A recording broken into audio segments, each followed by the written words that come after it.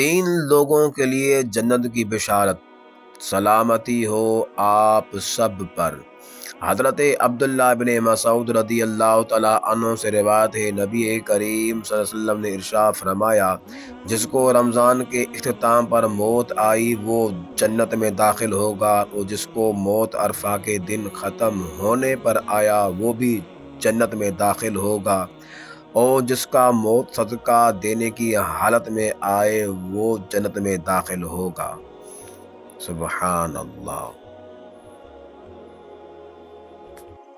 جنت سارا سال سجائی جاتی ہے، سلامتی ہو آپ سب پر۔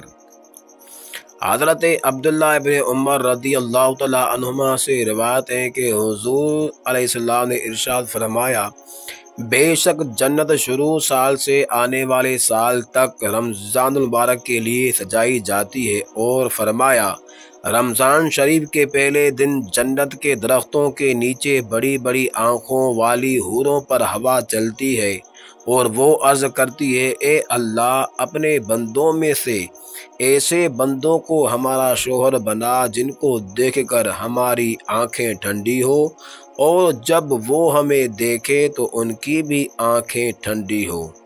سبحان اللہ۔